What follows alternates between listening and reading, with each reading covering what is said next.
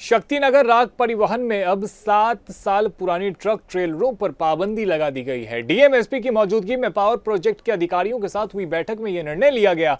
Loading points पर हो रही सख्ती से ओवरलोडिंग रोकने के निर्देश दिए गए हैं। इस फरमान के बाद परिवहनकर्ताओं में खलबली मच गई है। ओवरलोड ट्रक ट्रेलरों के चलते आए दिन लगने वाले जाम की समस्या पर गंभीर हुए डीएम और एसपी ने पावर प्रोजेक्ट के अधिकारियों के साथ बैठक की। डीएम बीएनसी ने कहा कि बैठक का सकारात्मक परिणाम जल्द दिखेगा। उन्होंने बताया कि ओवरलोड वाहनों को लेकर दिशा निर्देश दिए गए हैं, इसके बावजूद यह सिलसिला नहीं थम रहा है। तो इस दौरान एसपी अशोक कुमार मीणा ने बताया कि सुचारू आवाजाही के मुद्दे पर हर माह बैठक की जाएगी।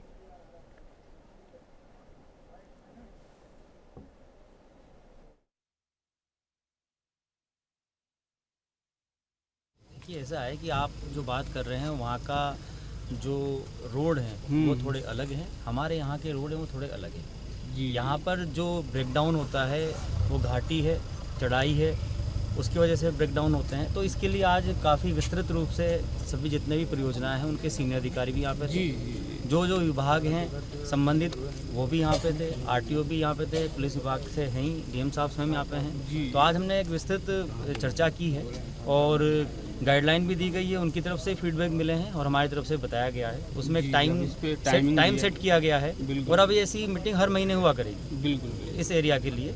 तो निश्चित रूप से जितनी चीज़ें अभी बताई गई है आपको, तो उसके अगले 15 से 20 दिन में आपको चेंज भी दिखेंगे, परिवर्तन भी दिखेंगे। और ये इसीलिए है कि आम जनमानस को कोई दिक्कत ना हो और जो जितने भी यहाँ पे इंडस्ट्रियल काम चल रहे हैं और परियोजनाओं के जो काम चल रहे हैं उसमें भी कहीं बाधा ना हो, तो एक बैलेंस बनाकर काम करने की जरूरत है। तो उसी तरीके से आज सारी बातें करते हुए बताएं। गाड़ियाँ हैं परिवहन को उन्हें रेगुलेट करना, क्योंकि काफ़ी दिनों से देखा जा रहा है कि अंतरा से लेकर के हाथी नाला तक जो रास्ता है उस पर ट्रांसपोर्टर्स की बड़ी गाड़ियां चल रही हैं, जिसके नाते दुर्घटनाएं भी हो रही हैं और रोड जाम की स्थिति है। उसको कैसे रेगुलेट किया जाए, क्योंकि शक्तिनगर क्षेत्र में बड़ी बड़ी परियोजनाएं स्थापित हैं और उनके वाहन आने जाने से दिक्कतें हो रही हैं। तो उन्हें एक ऐसा समाधान, अस्थायी समाधान दिया जाए जिससे नागरिकों को भी सुविधा हो और परियोजनाएं भी अपनी गति से चल सकें, इसलिए ये प्रयास किया। सर किन किन बिंदुओं पे बात हुई? देखिए, यहाँ से जो एस डाइक से गाड़ियाँ जाती हैं उनमें ओवरलोडिंग न की जाए, साथ ही उनको रेगुलेट किया जाए। एक दिन में एक सीमित मात्रा में ही गाड़ियाँ छोड़ी जाएं, गाड़ियाँ सड़क पे खड़ी न हों। सभी संस्थाएं अपने अंदर गाड़ियों को खड़ी रखने की व्यवस्था का प्रबंध करें। इन सब चीज़ों पर डिस्कशन हुआ है। सर ये जो तिरपाल जो ढक के ये जो राग परिवहन हो रहा है, तो सर इसका कोई मैकेनिकल लूजर, कोई कंटेनर से भी जाने का कुछ आप लोग दोनों तरीके के हैं। एक कैप्सूल से करते हैं जिसमें जो सूखी राख होती है, राखड़, उसको ले जाते हैं, और जो जिसमें नमी होती है, पानी होता है, उसको ये तिरपाल से ढक के ले जाते हैं।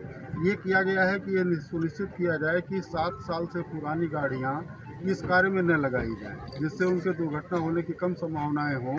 और जो तिरपाल से ढकी हुई गाड़ियां हैं उनको देख लिया जाए कि उनमें राख है, रास्ते में गिरे न और सुरक्षित ढंग से पहुँचे। सर जो अनपरा से रेनकूट के बीच में अक्सर गाड़ियां पलट जाती हैं, वो सबसे बड़ा कारण बन रहा है जाम का। आज जिसके पूरी प्रशासन एकदम सिरदर्द हो गया, प्रशासन के लिए, जनता के लिए, पब्लिक के लिए।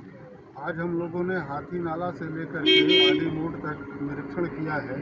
3 स्थान ऐसे पाए गए हैं जहां पर इन संस्थाओं के सहयोग से रिकवरी वैन रखी जाएंगी, जिससे अगर कोई गाड़ी खराब हो जाती है तो उसको सड़क के किनारे लगाया जा सके। और इसके अलावा पुलिस पेट्रोलिंग की भी व्यवस्था की जाएगी, जिससे कोई सूचना मिलने पर तत्काल पुलिस वहां पहुंचे और उन्हें किनारे पर खड़ी करे।